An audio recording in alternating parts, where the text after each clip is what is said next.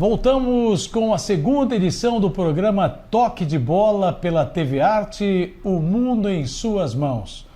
Quero primeiro agradecer muito a participação de todos os nossos amigos, telespectadores da TV Arte, amantes da internet, que durante toda a semana mandaram mensagens de carinho pela estreia do Toque de Bola, pela participação da Mel, que está aqui de novo com a gente, né?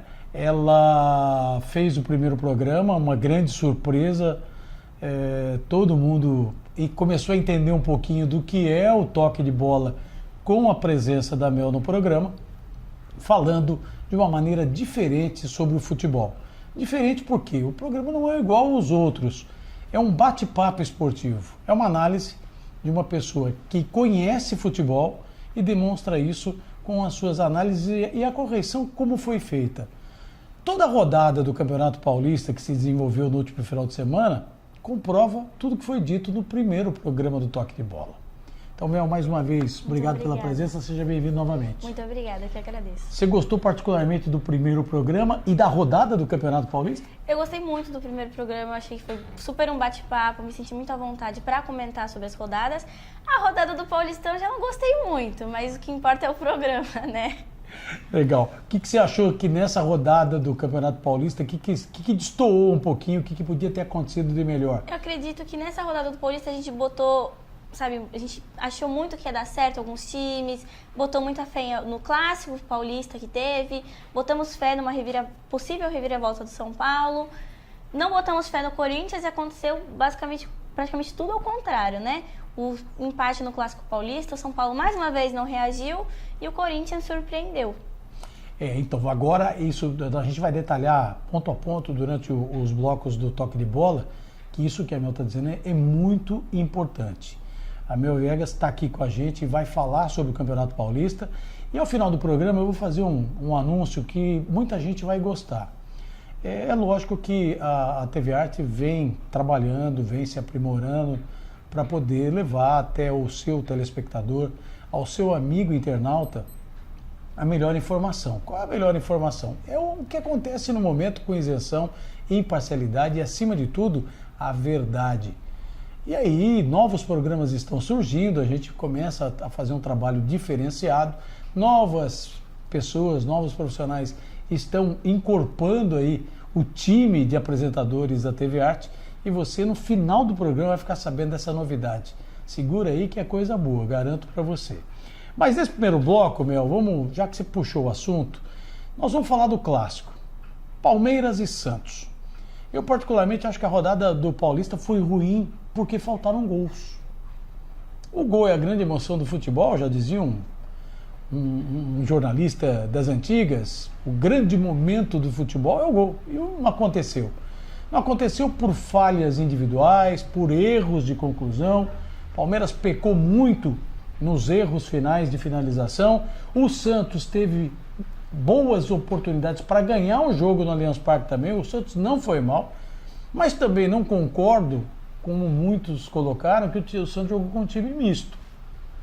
Não jogou. Se esse é o mistão do Santos, quem é o time titular? Precisamos ser apresentados aos titulares do Santos. Mas espera, o Carlos Santos entrou no segundo tempo. O menino entrou no segundo tempo. O outro entrou no segundo tempo. Vou ser bem sincero para vocês. O técnico Sampaoli tem o time que ele quiser na mão. Por quê? O esquema tático do Santos está definido. E os jogadores, quem entra ou quem sai, já estão preparados para atuar como quer o técnico. Esse é o futebol que se joga na Europa. Esse é o futebol moderno. Isso é futebol. Pouco importa quem são 11 nomes. Toda a equipe de futebol tem elenco. Se tem elenco, todos são jogadores desse elenco. Começa por aí. Então o brasileiro precisa perder essa mania, porque é time misto. O Filipão tá fazendo um rodízio de jogadores no Palmeiras e não dá para você falar, o Palmeiras jogou com o time titular com o time misto. Não existe, isso é o time do Palmeiras, gente. São 11 contra 11 dentro de campo, é o time do Santos contra o time do Palmeiras. O que nós vimos foi um clássico que mostra que as duas equipes estão iniciando seus preparativos, mas o Santos largou na frente porque os jogadores já assimilaram o que é seu técnico. Palmeiras parece estar fazendo coletivo ainda. O Palmeiras é que não está jogando. Pode ser que engrene, lógico, o Filipão é um grande técnico, o elenco é monstruoso. Aliás, saiu o balanço do Palmeiras, o Conselho Deliberativo aprovou o balanço. O Palmeiras faturou em 2018 688 milhões de reais, arrecadou. É a maior receita da história do Palmeiras. Então, por aí você vê o trabalho que está sendo feito. Agora, em campo, é bem diferente. A situação é completamente oposta. Estou errado, meu? Palmeiras e Santos. Santos engrenou, Palmeiras não? O Santos veio como quarta força no começo do ano, né? Assim como fizeram com o Corinthians em 2017, o Corinthians em 2018, e o Santos está surpreendendo. A gente pode, né, até falar que se não fosse aquela goleada pro Ituano, como estaria o Santos, né? Invicto, praticamente só teve um empate contra o Palmeiras, todos os outros jogos ganhou. E o Palmeiras parece que ainda não entendeu o que é jogar no Palmeiras, a responsabilidade de jogar no Palmeiras. Pode ter os melhores jogadores, pode ter um baita de um técnico, melhores salários, melhor estrutura, mas parece que não se doa em campo, não batalha pelo resultado. O Santos predominou em muitas partes da partida e muitas vezes eles que impuseram a partida, né? Mas também a gente não pode deixar de falar que o Palmeiras perdeu gols inacreditáveis com o camisa 9 Borja, né? As piadas estão aí, né? A gente não tem como defender agora, né? A gente agora só tem que aceitar que é aquilo mesmo. Já nem mais, acho que o Palmeiras já até se conformou que todos os jogos vai sofrer um pouquinho com a falta de gols. Até saiu uma análise que é o pior ataque do Palmeiras em 30 anos. Início de temporada é o pior ataque mesmo, 30 anos. É de se preocupar. 7 gols, né, na rodada da competição. Não é brincadeira, né? E para um time que teve um jogador que foi eleito o melhor jogador da América na Libertadores de 2016, tem bons nomes, só ter 7 gols e ter esse, né, pior aprovação é de se preocupar. E a zaga do Palmeiras com o Luan se contundindo, como foi a contusão, fica fora 30 dias, já não estreia na Libertadores. Eu acredito que os jogadores estão sofrendo com contusões. Por exemplo, o Gustavo Scarpa tomou aquela entrada por trás no jogo contra o Bragantino. O Filipão voltou a reclamar da violência dos jogadores. A jogada contra o Moisés, por sorte o Moisés não quebrou a perna. O Yuri e o Moisés correram risco naquela jogada. O Yuri foi extremamente... chegou atrasado, ele saiu do tom naquela pegada que ele deu no Moisés e os dois podiam ter se machucado feio ali. Com certeza. O Moisés está sentindo, mas está fazendo tratamento para poder ver se joga a próxima rodada pelo Palmeiras. Mas é uma coisa temerosa. Arbitragem do Campeonato Paulista. Como é que você viu o juiz da partida Santos 0, Palmeiras 0?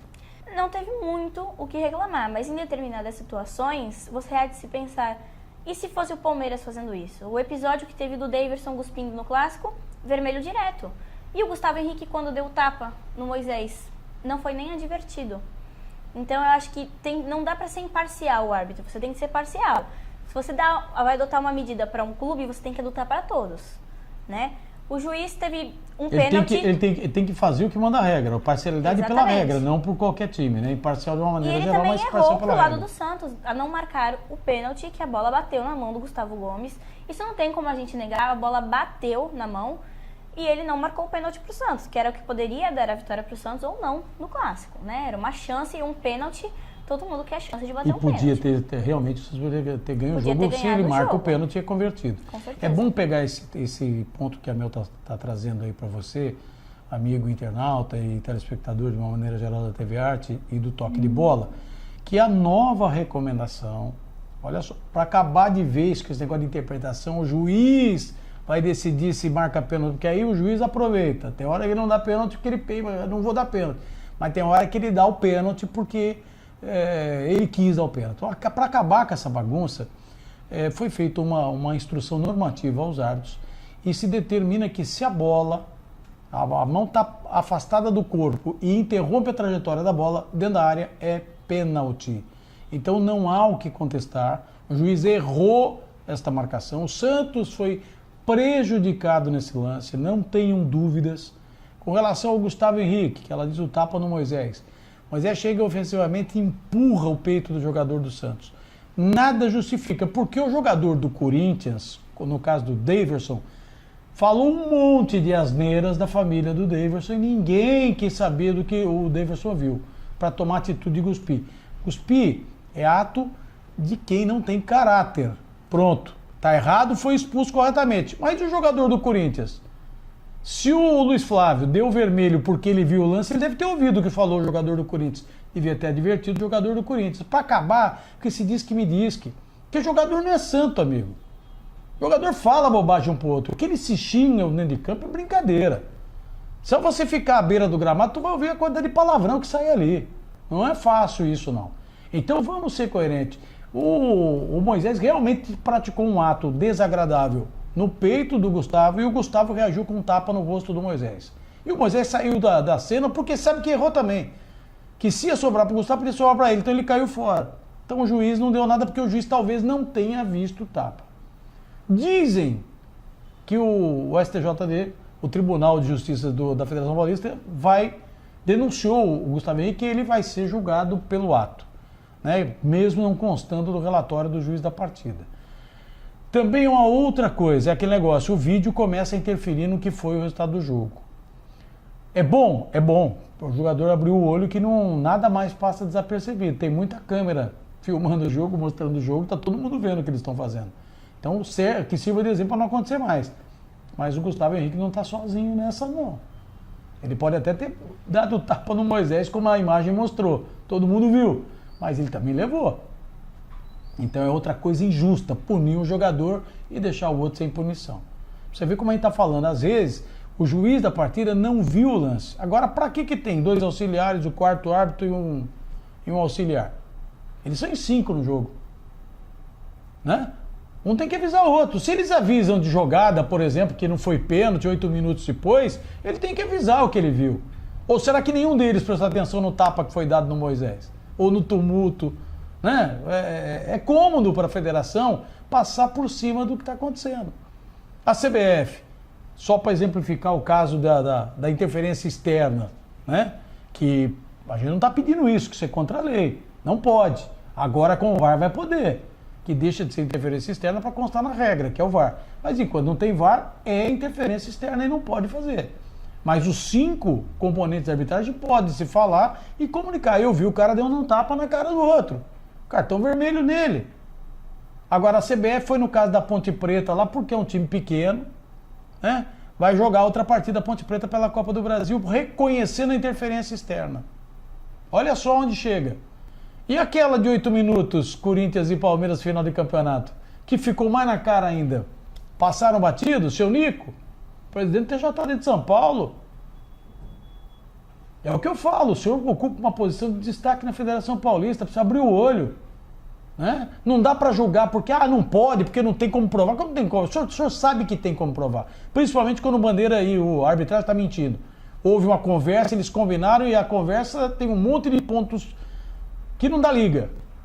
Mas na Ponte Preta foi. Então o outro time, coitado do outro time, vai ter que jogar de novo. Lamentavelmente reconheceram a interferência externa. Então, para que tudo isso acabe, a CBF anunciou que o Campeonato Brasileiro, todas as rodadas, nós teremos VAR. O Paulista seria um grande teste para isso se tivesse desde o início. Vai ter na fase final do campeonato? Vai. Só que e agora esses jogos? Como é que fica essa situação? Se tem o VAR, Gustavo Henrique estava expulso. Se tem o VAR, o pênalti a favor do Santos teria sido marcado. Porque o juiz de árbitro vai lá chamar e falar, não, foi pênalti, tentar a regra, manda. Concorda, meu? Concordo plenamente. E acho que assim, o árbitro de vídeo, muita gente pensa que atrapalha, assim como eu também penso, porque é mais uma coisa para eles se atrapalharem, né? Já se atrapalham em campo normalmente, imagina com o vídeo. Mas também é para você deixar de futebol e falar, roubou para tal time é beneficiado, como falam que o Corinthians é tão beneficiado, o Flamengo é beneficiado. Então vai parar com esse negócio de benefício, vai estar lá mostrando no vídeo. O vídeo, a gente não tem como ir contra o vídeo, você não tem como negar o que está ali no vídeo, porque é imagem escancarada. Então eu acho que no Paulista, já desde a primeira rodada de grupos, devia ter como teste, né? Que nem você falou. Mas vamos ver o que vai sair no Brasileirão e agora nas oitavas de final. Né? Vamos ver como é que o árbitro de vídeo vai se sair. Legal. O Palmeiras lidera o grupo B com 15 pontos. Nós temos em segundo o Guarani e o Novo Horizontino, os dois empatados com 13 pontos ganhos. Palmeiras está ameaçado de não classificar nessa chave, se começar a brincar muito e não fazer, marcar gol como está acontecendo eu aqui no acredito Palmeiras? que o Palmeiras tem que pensar que não é porque é o Palmeiras, não é porque tem o time que já está classificado para as oitavas de final. A gente vê também o caso do São Paulo, né, que depois vamos comentar daqui a pouco, que o São Paulo também está ameaçado, mas o Palmeiras tem que entender que se bobear não vai classificar e vai ser mais um vexame para a história do clube. Não vejo tantos riscos, né, de não se classificar, mas tem que começar a jogar bola. Dia 6 agora você já tem a estreia na Libertadores fora de casa. E é o sonho do clube, é o sonho da torcida ganhar a Libertadores, é a obsessão. E com esse futebol não vai chegar muito longe na Libertadores. Se continuar sem marcar gols, achar que é brincadeira, da fase de grupos não vai passar. Aí o Filipão quebra o olho, porque a torcida já vaiou o time. Né? E a torcida acho que está certo, porque agora foi criado, né, um ingresso popular no Allianz Parque por R$45, que não é tão popular assim, né? A gente sabe, né, que não se pode fazer com R$45 no país. Mas a torcida paga o ingresso caro, vai se disponibiliza, vai até o estádio debaixo de sol, debaixo de chuva, com time bom, com time ruim, e não reconhecem a torcida, não mostram um futebol em campo. Então o Felipão tem que começar a abrir o olho, porque ele é o Felipão, é um ídolo da torcida, mas ninguém é intocável. E ninguém todo mundo é insubstituível. todo mundo sabe que ele escala o time. A escalação é ele que determina Mas quem vai vamos jogar. ver Não, mas o a jogador. torcida tem opinião. A torcida tem que ter opinião. Precisa Você tem respeitar. tantos jogadores que você contratou, que você tem no elenco, por que não testar, né? Já que esse não está dando resultado, vamos colocar um outro, vamos ver como é que ele vai se sair. Começar a testar novas coisas para mostrar para a torcida, olha, esse que vocês pediram não deu certo, então vou manter meu raciocínio, minha filosofia. Mas ao menos tentar. Porque você não contratou o jogador à toa, só para não ter ele no outro time. Você contratou para ele jogar. O jogador tem que jogar bola, o jogador quer jogar bola. É bem por aí mesmo, tá certinho. Pessoal, nós vamos fazer a primeira parada aqui no Toque de Bola. Nós vamos a um breve intervalo, retornamos já com o programa de hoje, falando aí sobre o Campeonato Paulista, classificação, a última rodada. Você fica por dentro dos acontecimentos do futebol. Toque de Bola, volta já.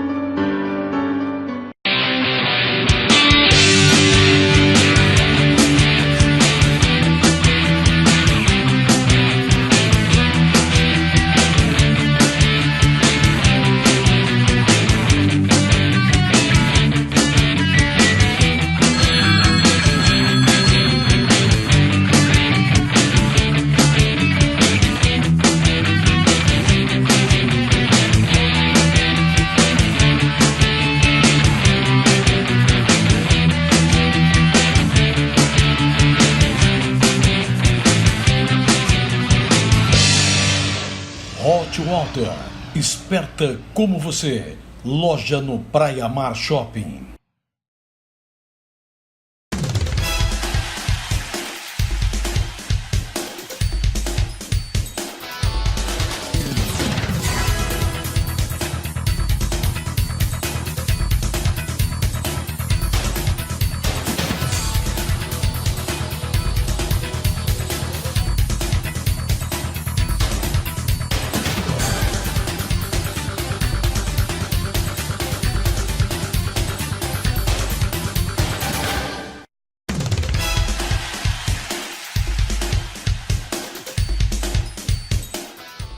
Nós estamos de volta com o segundo bloco do programa Toque de Bola pela TV Arte, o mundo em suas mãos. Você acompanha aí uma análise do que vem ocorrendo no Campeonato Paulista de Futebol e também em todos os esportes. Nossa convidada é a Mel Viegas, a Mel que fez o primeiro programa com a gente. E mais uma vez agradecer aí a todos aqueles que mandaram mensagens de carinho, que realmente o primeiro programa acabou ultrapassando a expectativa de todos nós aqui da TV Arte no que diz respeito ao retorno, ao resultado. Então agradecer enormemente todos aqueles telespectadores e amigos internautas que participaram e mandaram mensagem para o Toque de Bola. Primeiro bloco nós falamos sobre o empate de Palmeiras e Santos, nós vamos voltar a discutir o Santos de um bloco para frente, porque agora nós vamos falar do jogo do São Paulo.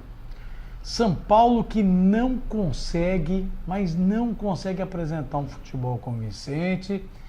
O seu técnico Wagner Mancini, que é gerente de futebol e está acumulando o cargo, enquanto o Cuca não assume a sua função, ele está se recuperando de uma cirurgia, mudou completamente o time e aí, por um azar, vou mais além, por um erro de interpretação do juiz, ele acaba expulsando o Gonçalo Carneiro no primeiro tempo, prejudicando enormemente o São Paulo também nessa partida.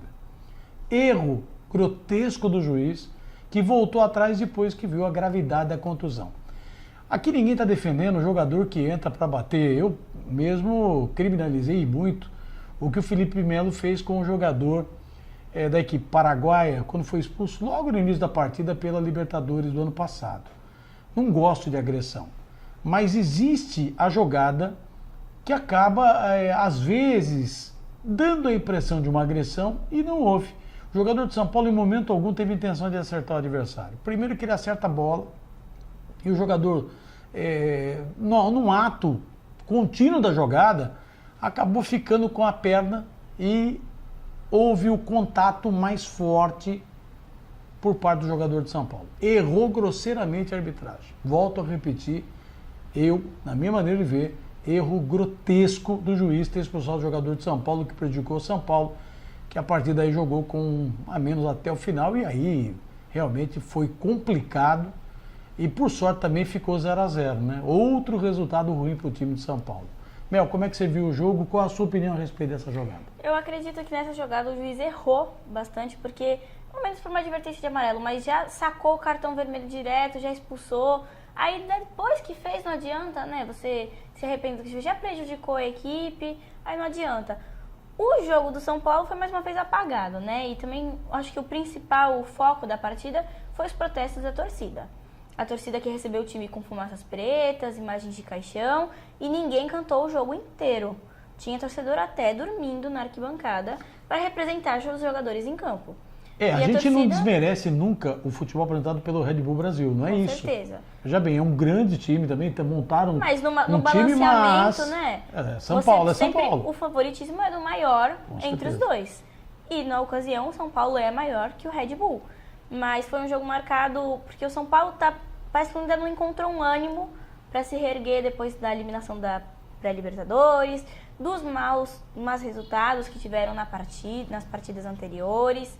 Não busca uma coisa, sabe, para melhorar. E ainda a torcida também tá de saco cheio, porque o torcedor apoia o time, o torcedor ama o time, o torcedor ama o time, mas tem que lembrar que o torcedor ama o time, não os jogadores que estão no time. A gente ama a instituição, a camisa que você veste, o escudo que você defende. Agora, se o jogador vai lá, não ganha um salário ruim, que a gente sabe que não ganha. Pelo contrário. Tem as estruturas boas, aí sai do jogo, sai final de semana pra festinha, aproveita a vida, ainda quer que o torcedor esteja apoiando, você não tem por que pedir pro torcedor apoiar. E aí juntou o futebol ruim de São Paulo, que o São Paulo apresentou no jogo, e a torcida sem ânimo nenhum. A torcida em momento nenhum levantou para assistir o jogo, não abriu a boca para cantar. E se o São Paulo continuar apresentando esse futebol, vai continuar sendo assim. O clima de protesto, a torcida não está errada. A gente tem que deixar bem claro, a torcida não está errada de protestar contra o São Paulo.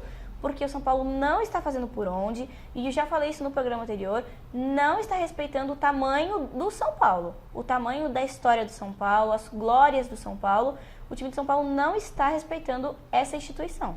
Os jogadores não estão respeitando. Mas, na minha opinião, você não tem que jogar a culpa só para os jogadores, né?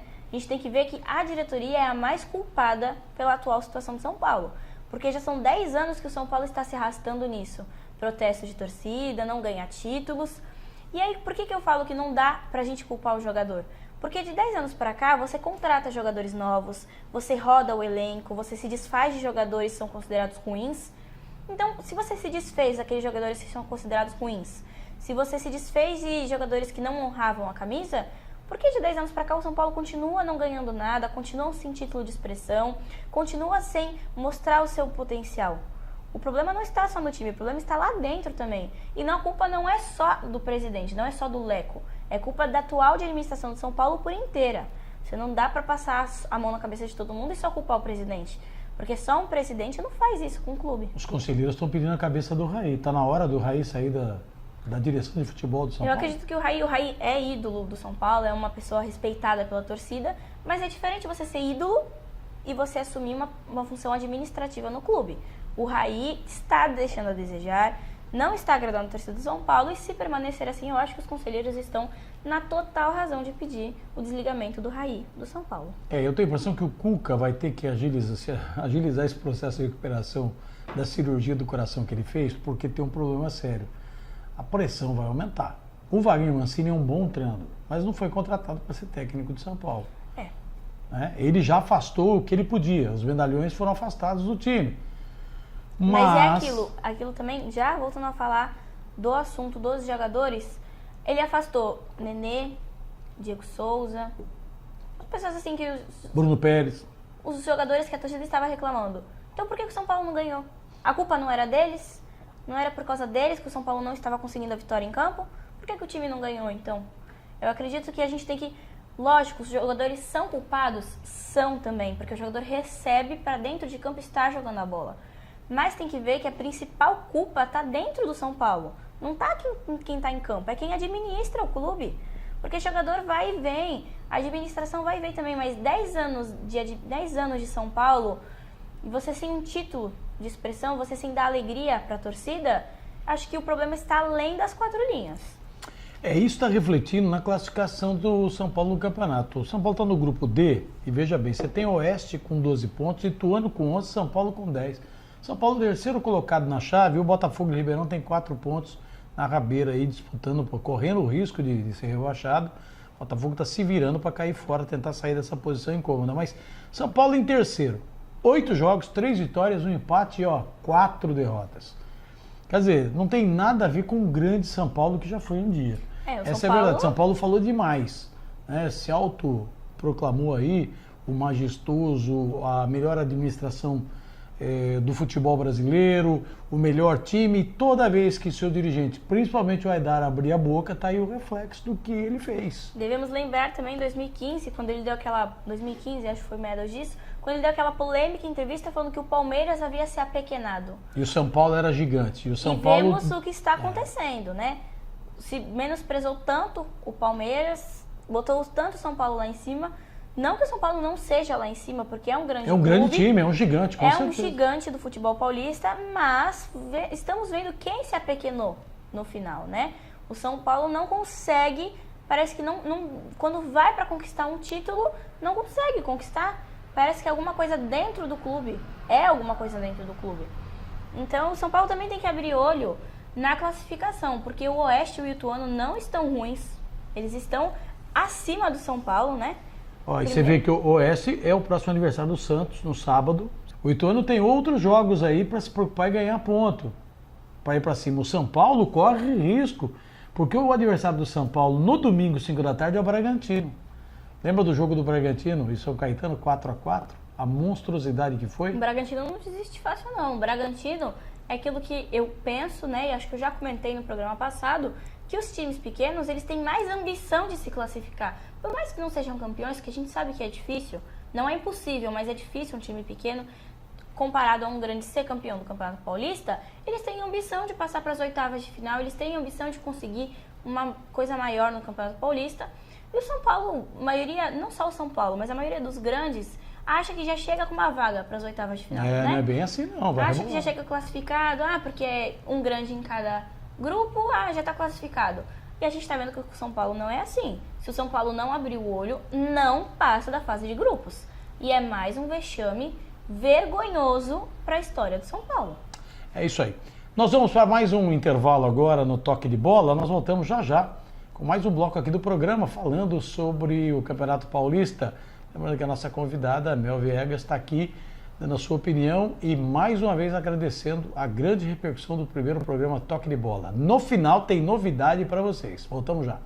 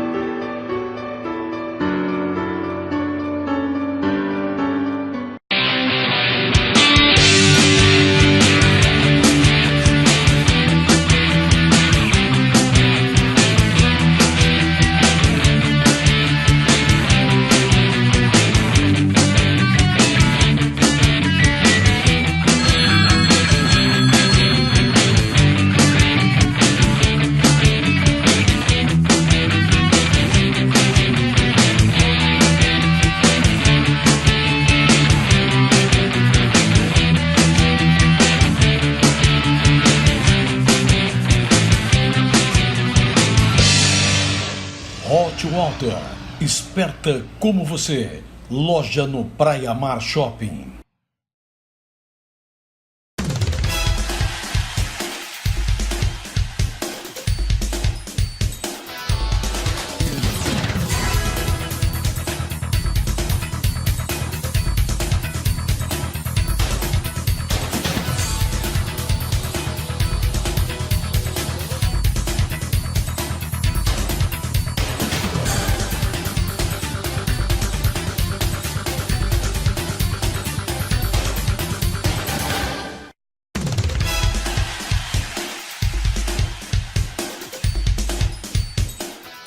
Nós estamos de volta com o programa Toque de Bola pela TV Arte, o mundo em suas mãos, discutindo o Campeonato Paulista, a rodada passada, a rodada que vem pela frente.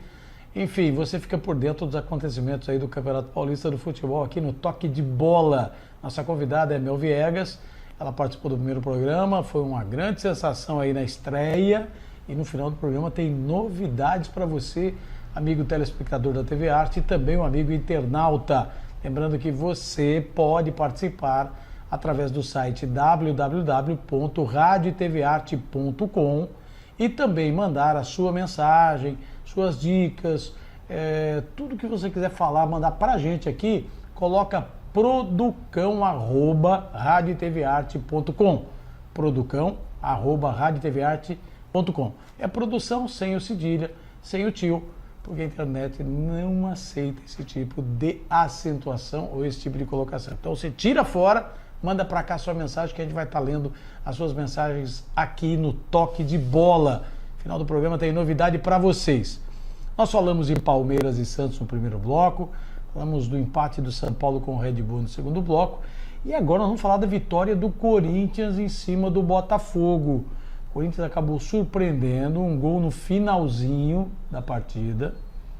Quer dizer, finalzinho da partida, a gente falar, mas foi um gol que ninguém esperava. O Botafogo, mais uma vez, errou jogando em casa, perdeu a chance de sair da rabeira do Grupo D com 4 pontos, e porque corre riscos de rebaixamento a equipe do Botafogo. Mas o Corinthians, Mel, o resultado foi merecido? A equipe corintiana mereceu vencer o jogo? Depende, né? Analisando só pelo primeiro tempo, eu acredito que não. Porque o Botafogo pressionou mais, teve chances de abrir o placar, estava sem a torcida corintiana no estádio, né? Pouquíssimos torcedores. Teve a chance de se impor em casa, porque perder dentro de casa não é bom pra ninguém. Ainda mais na situação que o Botafogo se encontra. Mas o Corinthians no segundo tempo, acho que o Carrilho fez boas sacadas em tirar o Wagner Love, colocar o Gustavo, colocar o Cleison. E deu super certo a dupla Bozelli e Gustavo, né? Foi uma dupla que fez efeito. Eu acho que quem rodou foi o Wagner Love. Vai rodar nesse time de novo. Wagner Love chegou, né, com moral no time do Corinthians, o atacante do amor, o ídolo da torcida corintiana, e quem tá se destacando era aquele que menos esperavam. Wagner Love, você pensa que praga não pega? Pega. Ou se pega. A torcida do Santos costuma jogar praga em vez de jogador. E acho que a torcida do Palmeiras também jogou, viu, Wagner? Porque olha, você vai jogar no Corinthians, não dá certo no Corinthians. Que coisa, não? A praga de torcedor pega. Vamos lá. Mas vou falar a gente às vezes brinca com essas coisas, mas é verdade. O Wagner Love, coitado. A bola batia nele. Ele ia pra jogada, não ia. Não dava certo. E o Bozelli, quando entrou em campo, mostrou o que é a experiência de um grande jogador. O Bozelli é um ótimo jogador. Ele fez o Gustavo jogar por ele e foi o autor do gol. Olha só que coisa. Você é jogador inteligente. Foi uma dupla assim que deu muito certo. A torcida aprovou muito o Bozelli com o Gustavo. O Gustavo já está sendo aprovado, né, pela torcida. Isso não é surpresa para ninguém. Mas o Bozelli ainda não tinha feito um gol pelo Corinthians, não tinha jogado muito, não tinha apresentado uma partida que você falasse, não, valeu o investimento, valeu a contratação. Mas ele mostrou que valeu mesmo a contratação. É um bom jogador e junto com o Gustavo ele vai surpreender. É uma dupla assim que tem tudo para dar certo. Jogaram em harmonia no final de semana. E se o Carrilho mantiver essa dupla, acho que tem bons futuros para o ataque do Corinthians. É importante. O futuro aí é promissor porque o Gustavo continua mais uma rodada tendo gols, o mesmo número de gols que tem o ataque do Palmeiras na competição. E pelo São Paulo também, né? Se eu não me engano. Tem mais gols do que o ataque do São Paulo. Tem mais gols. O ataque São Paulino fez 6 gols no campeonato até agora e o Gustavo tem 7 gols. Né? Mesmo caso do Jean Mota. Tem mais gols que o time do Palmeiras e o time de São Paulo. Exatamente. Muito bem lembrado. Então, 2 jogadores no Campeonato Paulista têm mais gols que o ataque do Palmeiras total na competição e que o ataque do São Paulo também na competição. Então, na sua opinião, resultado merecido. Eu acho que foi mereceu vencer o Botafogo. Eu acho que foi um resultado merecido. O Corinthians lutou pelo resultado. A gente não pode dizer que não. O Corinthians tentou o resultado e conseguiu. É aquela coisa, o Corinthians precisava engrenar mais vitórias. Não adianta você ganhar uma aqui, aí perder 2 aqui, empatar uma ali. Precisava mostrar que sabe ganhar, como a gente falou no programa anterior, outras partidas além do clássico. Porque clássico não se ganha campeonato. E o Corinthians está mostrando que consegue jogar com raça também os jogos menores. Não só contra os grandes, não só contra os rivais. Tava na hora de mostrar isso, né, meu? Porque o Corinthians andou brincando aí. Deu uma de Robin Hood no campeonato e também não tá lá essas coisas, porque já perdeu 3 vezes no torneio. Né? O Corinthians jogou bem. Acredito que mostrou que não, sabemos jogar. A gente dá um susto, né? Dá um susto na torcida corintiana, mas mostrou que é para ficar calmo, que no final tudo vai se dando certo, mas também não pode bobear. Porque assim como poucos jogadores não são culpa de um resultado ruim, como no São Paulo, 2 jogadores também não vão ser suficientes para carregar um time inteiro nas costas.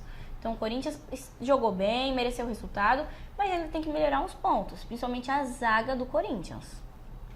Nós falamos isso na rodada passada, no programa passado, estreia, e muita gente veio, não, mas a zaga do Corinthians, o Carrilho é um acertador de defesa, gente. Ele é acertador de defesa, mas esse ano não. Mas ele não faz milagre com o jogador também.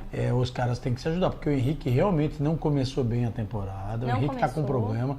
O Corinthians se desfez do Léo Santos emprestando a preço de banana, Acho que aliás, por nada para o emprestou Fluminense e vai pagar integralmente o salário do jogador no Fluminense. Uma grande bobagem, essa história da rodagem pro Léo Santos é brincadeira, porque o menino entrou muito melhor do que o Henrique, do que qualquer outro jogador na zaga do Corinthians. Eu acho que ali pisaram na bola mesmo com o jogador Léo Santos, que foi emprestado. E o Paulo Henrique vai ser vendido. Então, por aí você começa a imaginar que o Corinthians está brincando com coisa séria. Defesa, seu ponto forte, hoje é o ponto vulnerável. Olha só o Corinthians no torneio. Marcou 7 gols, mas tomou 7 também, meu amigo. Olha só que coisa, hein? Quem diria? Quem diria, seu Corinthians? 7 gols tomados. Em época passada de Carille, isso jamais estaria fora de cogitação. Fazer 7, mas levar 7 também. O Corinthians tinha uma defesa sólida. Era difícil passar pela defesa do Corinthians. Não estamos falando que o Carille não é um acertador de defesas, não é um cara que monta bem a defesa. Ele é. Só que ele não faz milagre. Ele não pode. Ele está tentando fazer o máximo com as peças que ele tem no elenco. O Henrique não vingou, não está agradando a torcida, mas o Carille tem que achar outras opções. Tem que colocar o Manuel. O Corinthians fez errado de dar o Léo Santos pro Fluminense, porque deu. Vai pagar o salário ainda. É um jogador bom. Vendeu por preço de banana, que nem você falou. Vai pagar o salário. O cara não vendeu não. Você deu por empréstimo, mas praticamente ficou sem o jogador. Tá cedido. Você está pagando para ele jogar em outro clube. E está pagando para ele jogar bem, porque ele não joga mal. Até a torcida do Corinthians, quando saiu a notícia, perguntou, mas por que contratou então? Por que tinha o jogador? Foi uma coisa assim, a diretoria do Corinthians é meio perdida. Isso não é segredo para ninguém. Mas foi mais uma burrada que fez com o jogador. Eu vou mais além. O Corinthians parece que não gosta da base do próprio Corinthians, né? Os garotos da base, que o ano passado e o ano retrasado, na mão do Carille, foram os responsáveis pelos títulos conquistados pelo Corinthians. Os garotos da base. Arana na lateral esquerda, garoto da base. O Michael no meio campo, garoto da base. É a mesma coisa o Léo Santos, garoto que vem da base, Paulo Henrique vem da base. O Corinthians parece que não gosta de valorizar os jogadores. Então fica brincando. Brinca com o que é sério. Já ganhou dinheiro com os jogadores e agora está brincando de novo. O Andrés está pisando na bola. Senhor presidente, o senhor ficou livre do Rosenberg, mas o senhor precisa também ajudar com essas coisas. Impede esse manuseio da base como vem sendo feito. O Santos era um zagueiro que merecia ficar nesse elenco. Com certeza. Então tem alguma coisa errada nesse caminho aí que depois nós vamos acabar descobrindo para frente. Lamentavelmente, futebol é assim, você vai descobrir muito para frente. Aí mais tarde vai se arrepender de ter emprestado o Léo. Então esse é o grande drama das coisas. Mas o Corinthians lidera a sua chave com 13 pontos ganhos, seguido da Ferroviária com 12, Bragantino 10 e o Mirassol tem 8 pontos ganhos. Dos grupos, é o mais acirrado. O mais acirrado. O Santos tem o Santos com 19, Red Bull com 15, Ponte Preta 10, São Caetano com 4. Quer dizer, sempre tem uma rabeira. Na chave do Corinthians, todos estão brigando. A diferença do Corinthians para o Mirassol são 5 pontos. E nós temos aí mais 3 rodadas, que pode significar alguma alteração de posicionamento. Por isso também não pode brincar. Não dá. Ainda bem que ganhou fora, porque se não ganha, estava atrás, né? Ia ficar inclusive atrás do Bragantino nessa chave. Então, parabéns pela vitória aí, o corintiano, que foi até Ribeirão Preto e viu seu time vencer o Botafogo por 1-0. Agora, o Corinthians continua na Sul-Americana. O Corinthians tem o Campeonato Paulista, continua na Copa do Brasil. Acabou sendo surpreendido pela Avenida, que saiu na frente 2-0, depois virou para 4-2, mostrando força dentro de casa. Mas o que esperar do Corinthians daqui para frente, Mel? Tem esperança do Carille tornar esse time campeão? Ou será um time para disputar as primeiras colocações e buscar a classificação pela Libertadores? Eu acredito que não dá pra gente falar, não, esse time não vai ser campeão, porque em 2017 o Corinthians calou a boca de muitos, né? Era a quarta força, né? Era a quarta força do Ganhou o Paulista e o Brasileiro. Era a quarta força do Estado, veio desacreditado. Então não dá pra desacreditar do Corinthians. Porque realmente quem acredita só no Corinthians é a sua própria torcida. De fora você não vê apoio de ninguém, a não ser da própria torcida do Corinthians. O Corinthians vai brigar, acredito que brigue por títulos. A gente não pode afirmar, não, vai ser campeão, porque tem muitos times que estão bem, principalmente no Paulista, que às vezes a gente dá como 2 anos seguidos, já o Corinthians já está sendo campeão paulista, mas esse ano tem de volta o Santos na disputa, tem o Palmeiras, que também quer o título paulista, apesar de ser paulistinha, como o presidente chamou, é um paulista. Você faz já 11 anos que não é campeão do Campeonato Paulista. Tem o São Paulo também, que faz tempo que não ganha um título, e o Paulista seria uma hora de respirar, de se concentrar para os próximos compromissos. Tem o Brasileirão, tem Copa do Brasil, tem Sul-Americana, então dá para brigar por alguma coisa. E lembrando que se o Corinthians for campeão ou do Campeonato Brasileiro ou da Copa do Brasil, pode jogar a Supercopa do Brasil, que a CBF está estudando junto com o campeão brasileiro com a Copa do Brasil, vão se disputar para ver quem vai ser o campeão da Supercopa. Tá de volta aí. Novidade, a CBF trazendo novidades no futebol brasileiro. Novidades no campo de disputa, porque na sua administração a bagunça continua. E eu queria aproveitar no finalzinho desse terceiro bloco, para falar sobre a situação chata que acabou ocasionando uma notícia velha, que acabou voltando com força, que é o caso da possibilidade do Palmeiras ser punido por não ter afastado do seu conselho o Marco Polo Del Nero, que foi presidente da CBF, e foi banido do futebol pela FIFA. Ele continuaria como conselheiro do Palmeiras.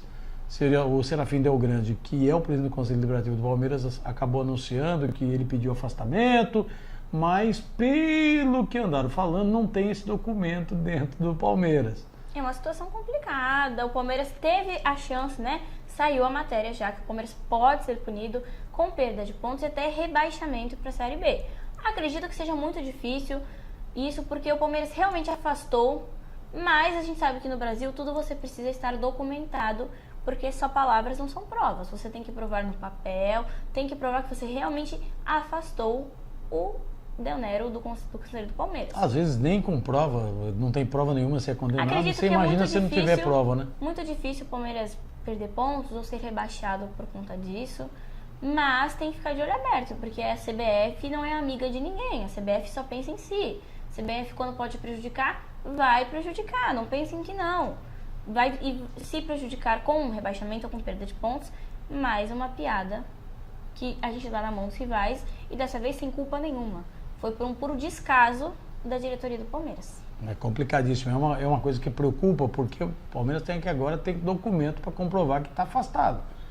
Apesar de que ele não tem comparecido a nenhuma sessão, não tem marcado presença, não tem assinado ata, já é uma defesa. Problema é que o nome dele continua constando como conselheiro do Palmeiras e a FIFA ordenou o banimento do Marco Polo Del Nero. Bom, esse é um assunto que saberemos futuramente quais serão os resultados aí, quais serão as decisões tomadas pela FIFA e CBF. Nós vamos a um breve intervalo, voltamos já com o toque de bola para o quarto e último bloco. Fique por aí.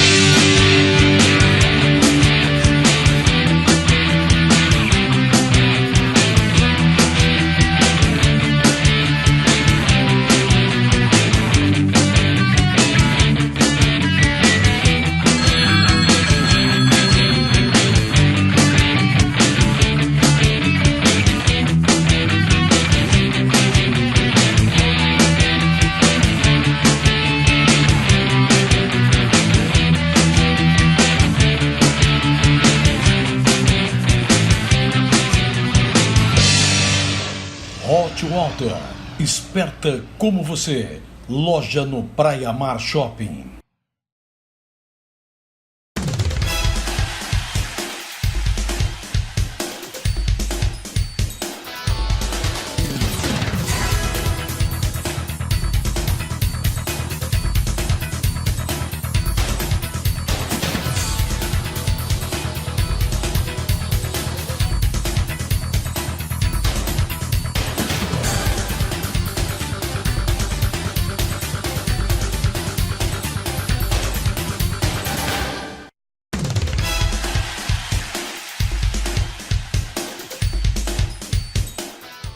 Nós estamos de volta com o quarto e último bloco do programa Toque de Bola pela TV Arte, o mundo em suas mãos. E daqui a pouquinho, no finalzinho do programa, você vai saber a grande novidade aí que a gente está preparando para vocês.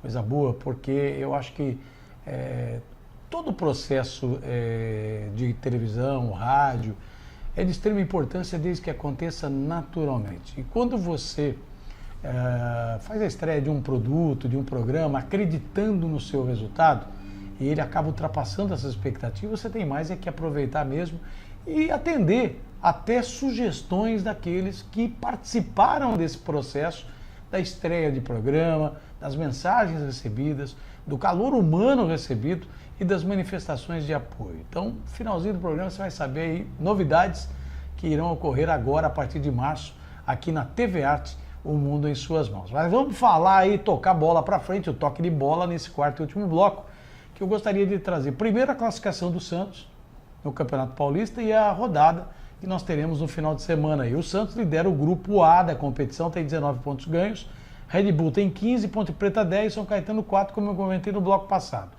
Isso não quer dizer que o Santos, por exemplo, já esteja classificado ou tenha garantido a primeira posição do grupo, mas deu um passo importantíssimo. Se mantiver essa primeira colocação e a maneira como está enfrentando os jogos do Paulista, se mantiver essa pegada santista, o Santos fará todos os jogos das próximas fases decidindo em casa, o que é de extrema importância. Oswaldo, vai decidir em casa, a Vila Belmiro está em reforma, a diretoria já anunciou que vai prorrogar o prazo para esticar, os jogos serão no Pacaembu. E quem disse que o Pacaembu não é a casa do Santos? Mas acredito que é muito bom você decidir jogos em casa, porém não podemos esquecer que decidir em casa é garantia de vaga, o título para ninguém. Temos o exemplo do Palmeiras no passado, decidiu o Campeonato Paulista em casa, foi vice-campeão. Ganhou na Arena e perdeu no Allianz Parque. Foi vice-campeão na sua própria casa contra o maior rival.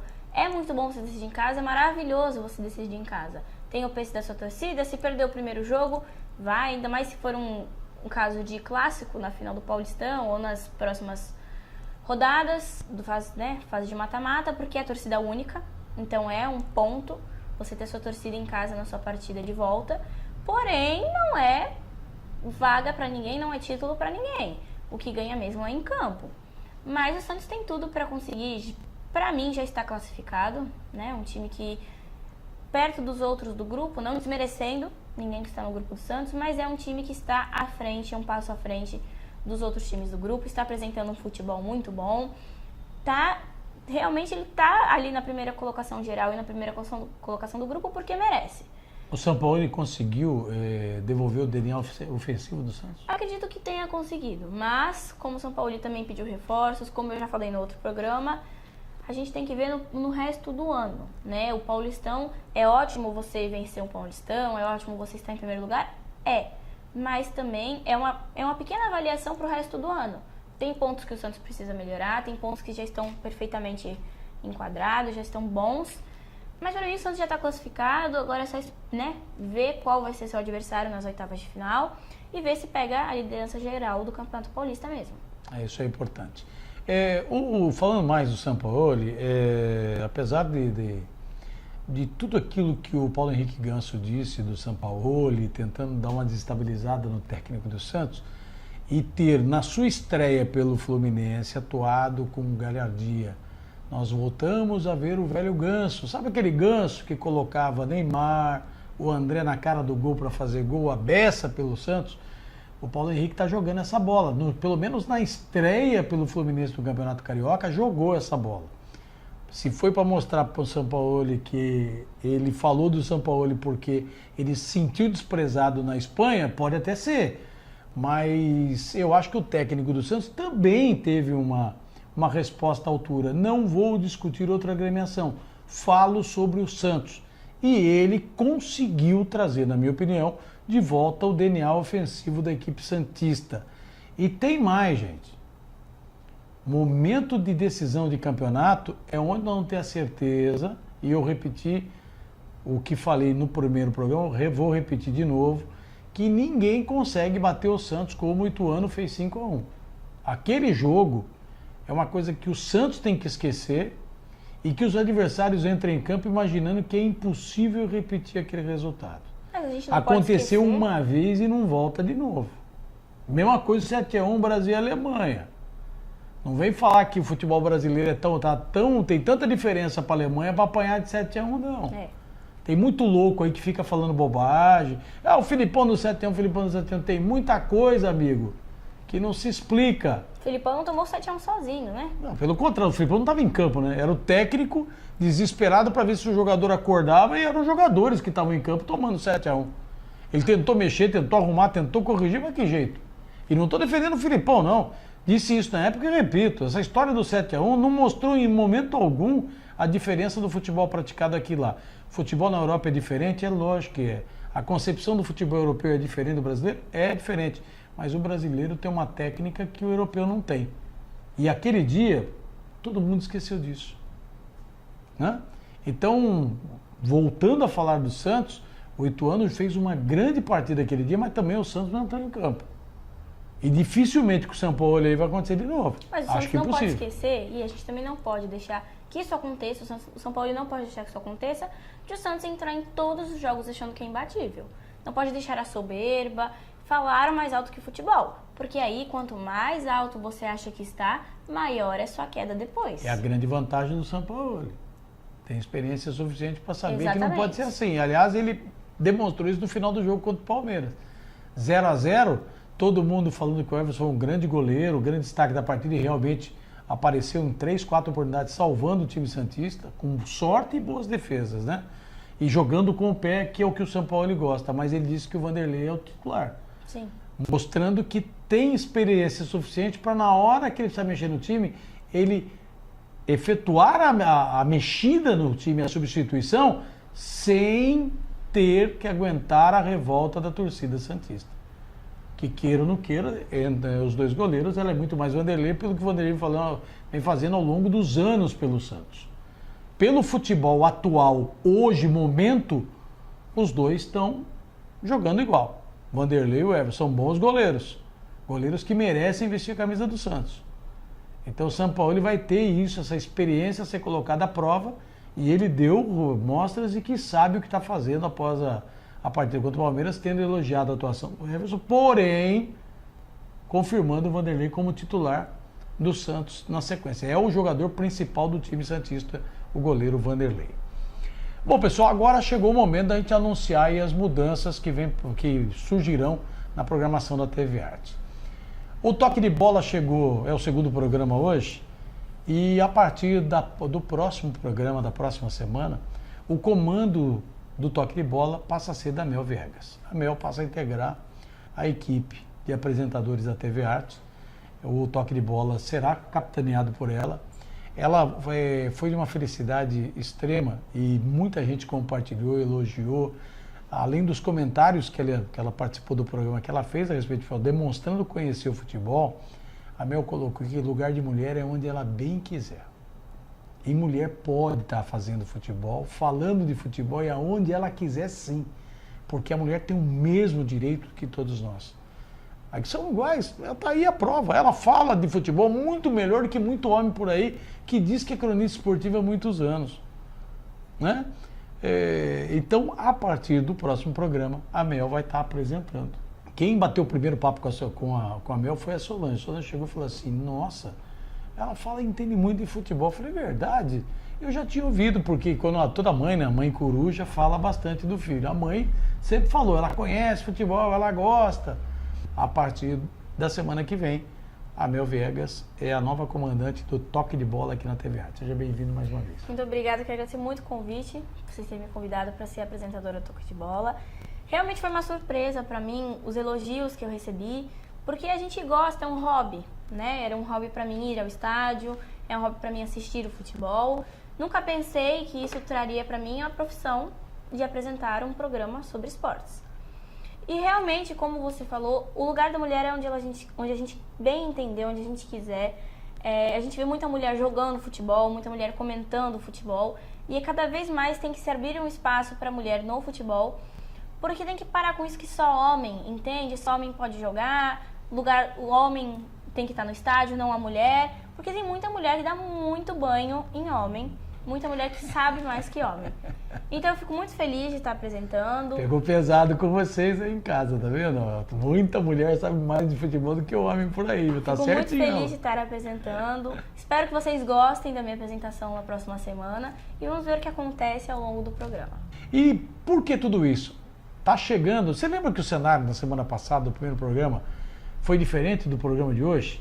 Então, porque agora com a Mel aqui, ela apresentando o programa, já é um cenário para ela.